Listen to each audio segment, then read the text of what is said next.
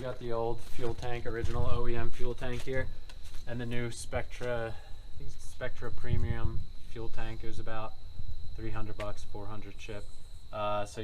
It does come with new gaskets for the fuel pump, and also I think this is a transfer pump. It comes with new metal bracket on top. This is a brace to hold everything in place. This is the old one. Comes with new nuts. So basically I just spent some time transferring everything. I did break a stud right here when removing this underneath the rear seat. So transferred everything, even the clips transfer, and they have brackets to mount the clips on. So you just do everything one-to-one, same way it's set up on the original tank. I bought a new fuel filler neck here. This is also Spectra Premium. Comes with a new gasket here. I don't know what this sensor is, but comes with a new one. And this looks like it has some rust coating, has a new bracket on it, which is nice. I had to transfer the old rubber fuel line, and I used the old worm clips or worm hoses. They were pretty rusted, so I just sprayed them down. Luckily they broke loose without breaking. So just transferred all the hoses. One of them was a little rotted, so I just taped it up. I mean, this I think is just for some fuel vapors, so it should be fine. There's some sensor here. And then this is the old fuel filler neck. So I was pretty rusted out, so I wanted to replace it. But when I looked inside, it actually looks like it's in good shape. So it's probably fine. I just didn't like all the rust here. I thought maybe eventually this would leak, because I've seen that problem on one of my dad's 1997 Dodge Rams. And every time you fill fuel, you'll smell it. So I thought, why not replace it? This was 170 bucks, I think 180 shipped. And you got to transfer a couple hoses here as well at the bottom to the fuel tank. So, you know, again, just a one-to-one, just see how everything's lined up and transfer it. So one other thing I wanted to show is that there's two brackets on the fuel tank. This one goes right about, I'll say right about here, and this one on the driver's side goes right about here. I tried to loosen the bolts on here to transfer the bracket, but it just broke off the gas tank. I don't know if I'm going to be able to salvage these, so they should transfer right to the new fuel tank. This driver's side clip mounts over here and it holds this solenoid up. I think this is like an evap control solenoid, something like that. And then on this side it holds this, like, I guess it's some fuel vapor solenoid. So it should transfer fuel tank to fuel tank, but given how rusty this is, I don't even know if I want to reuse it. I mean, I could probably almost snap this with my hand if I wanted to. So I might just zip tie this up on each side and call it a day. But I inspected most of these hoses while transferring them. They look fine. I think they'll last. I'm not going to go crazy and replace every hose, because when I got a price from Subaru, it's like 40 bucks, 70 bucks, something like that. I think this was like 80 bucks for this solenoid. So I'm going the cheap route. I am going to rust proof what I can on the subframe. So you can see here, there's a lot of surface rust. I already scraped a lot of it off with a wire brush, but I got some KBS rust seal. I'm going to clean it, I'm going to prep it with a primer, and then I'm going to coat it, as well as the rear diff. Scraped a lot of that rust off. I mean, these things are fine. It's still strong. It's going to hold up. I just don't want it to get worse, because it's a pain working under the car with all this rust falling. You know, a lot of salt in the roads in New Jersey. So we'll scrape this up a little bit more, and we'll do the three coats to clean it, prime it, and seal it, and then maybe a second coat of sealer. And yeah, that'll pretty much do it. What do we got?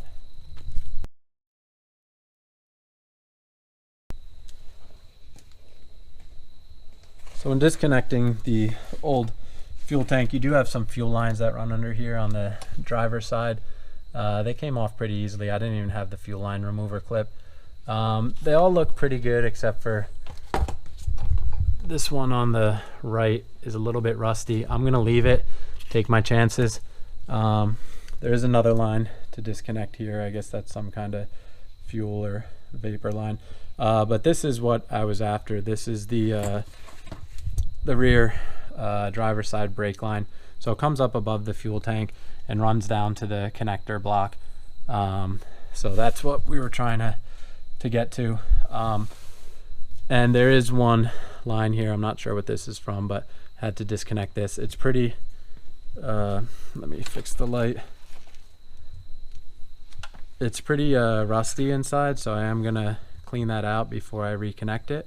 And then one more thing I'm gonna do, just an extra step, is I'm going to coat these with a rust protection. These little exposed pieces of the rear brake line that go into the bracket here, I'm gonna coat both those, and I'm gonna coat every exposed piece of the line where it connects to the connector block. One more thing is these are the fuel tank hangers, I guess you would call them. They mount right here and hold the fuel tank. You actually, when you install it, you set it up on these two and then you lift it up with the straps. So these are pretty rusty. I am gonna clean these up and coat them. I don't want them to rust out and then the fuel tank not be secure and then have to you know, deal with that in the future. So that's pretty much it. You got a couple lines to disconnect here when you remove the fuel tank. Again, I don't know exactly what these are. There's another one on the back of the fuel tank, and there's two lines here as well. I think these are evap. This one maybe evap as well. I think there's a charcoal canister somewhere in this car. Maybe this is going to the charcoal canister, but these lines I don't want to remove. You know, the more you touch, the more that breaks and the more that you have to replace. So if you could get away without touching it, it's best to leave it. And we got a sensor clip here as well. And then you got your ABS sensors. This is one ABS sensor for the driver's side, and we got another ABS sensor hanging somewhere. Is this it? Yeah, this is it for the rear passenger side. All right, so we got our new brake pipe center line from Subaru. It comes with a bunch of clips on it. 3 of these. I decided to take them off because there's already clips in the car and they're fine. So I think it'll be a little bit easier to not replace the clips. I just wanted to show the trick to getting this in. Oops. This is the rear of the brake line that drops under the rear seat. And this side is the front. They both have grommets. They come with all the clips. So the trick to getting this in is you got to start at the driver's side, and it's a lot easier if you take out your front seat, because then you could really pull the carpet up and get all this room. If the front seat is here, you only have about 1 inch of room and it's really tight. So we're gonna snake it in behind this T in the wiring harness. We're gonna start with the rear, we're gonna snake it in, and then we're gonna feed it back. And I'll just show that process. Just remember, when you put in the center brake pipe, it goes underneath this T in the wiring. The pipe has to come through here where my finger is. It has to go underneath the T. All right, so we'll get started here. I'm gonna come perpendicular to the car. I'm gonna hook it right behind this T, and you gotta twist it around in order to get it to come in. This part was tricky when I was pulling it out. The way you pull it out is the opposite of what I'm doing right now. So I just looped it under this in front of the T, twist it around, and now I'm gonna come around the front door. You gotta take a step back here. I have my front window down, and I'm gonna pull back the carpet, and I'm gonna feed it back with the front of the pipes coming right through the front window here. And it also has to go behind the seat belt. You had to remove the seat belt harness to get out the brake pipe, so remember to feed it back through the seat belt here.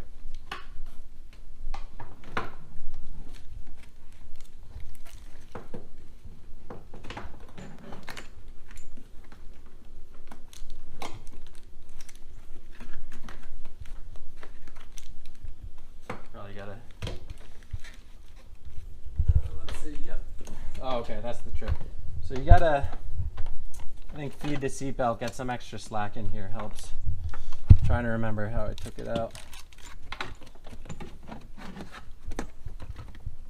Ah, there we go. It's a bit tight in here. You don't want to bend the lines. Up, there we go. So we're past, now we can just feed it back. I'm gonna have to come in the rear here. Helps if you have 2 people. All right, so you're just gonna slide that back to me and try not to bend it.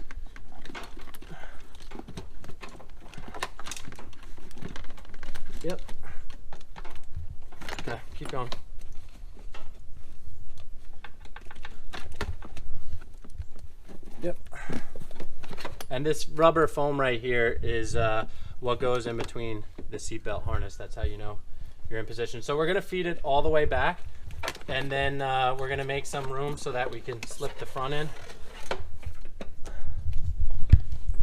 Just be gentle with it, try not to bend the pipes. Going a little bit more here. Okay, so now once you get the front past the dashboard, now we can finagle the front end. So for this, I'll hop in the car. For video purposes, you can get a better angle.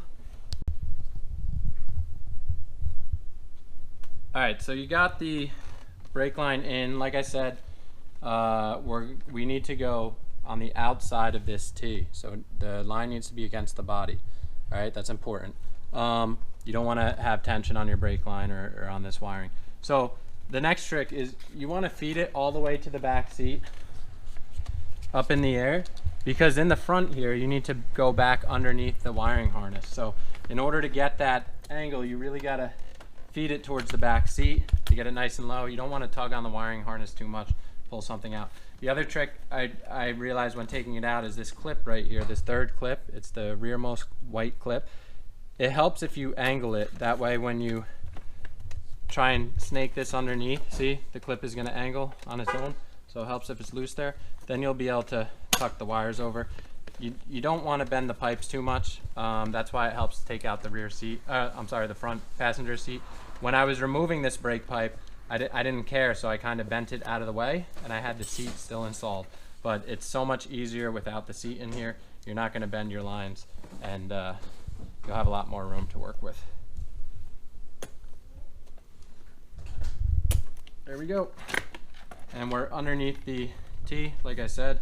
Okay, so just feed everything into place, clip it in, and then if you want to get a shot here at the front to see what I had to do once you remove the glove box and the heater motor, I actually cut down here on this foam, and I peeled it back, and you should be able to see the hole up there. Let me get a closer shot for you. Get the light in there. So that's where you're going to feed the brake lines. Yeah, that's the hole where the rubber grommet's going to go. I took off the face covering of this electrical wire guide and had to kind of squeeze it out of the way over here because it's pretty tight, but we'll get it back in there. We'll tuck it back in. It's just foam. It's not going to hurt anything to cut it, so it is what it is. But that's pretty much it. One more tricky part I wanted to show is that when you feed these front cables in under this wiring harness, they're going to come in on an angle like this, where my thumb is pointing, and they're going to hit the frame of the car right above the suspension. Once it does that, you got to grab them from the front and just kind of yank them, because that's right where the bend is going to happen in the line. And once you get past that part, it's really tight, but once you get past it, you'll be able to keep spinning this, rotating this to feed it into the engine bay. So that's what it looks like right now. It wants to get stuck right here on the wiring harness because you have this bevel here. So it helps to have someone hold the wiring harness back so that this piece is loose and free to spin, and then the back needs to be free to spin as well. So even a third person might help if you want to be really careful with the lines, and be careful when you close the door. You don't want to bend the lines, or just leave it open. I'm just working in a tight space, so it's a little tough. So basically they shoot up in this corner, but they'll get tucked all the way back here. So you got to grab them with your hand and pull them out. Helps to separate the line. It came with a baggie with a rubber band. So I separated it. I'm trying not to scratch them up too much and mar the tips, but it's really tough. But once you pull it past here, you should be able to work it all the way through. Just keep rotating and you'll be able to hit the block here to connect it.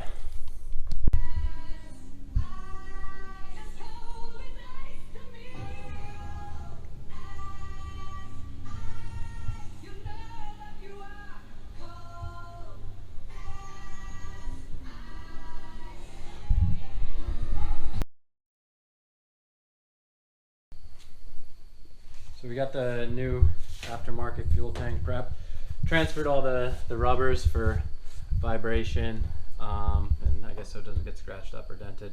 Used some double-sided sticky tape, seems to be holding well. Everything's prepped to go in. We're gonna put the fuel hanger in from inside the car because that's the way we took it out. Tank is empty, should go in much easier. And it came out, and we got the filler neck attached. One hose to connect here when we put it up against the body. But that's pretty much it. Everything else is connected here. We're going without the brackets that broke, so we're gonna do some zip tie rigging and call it a day.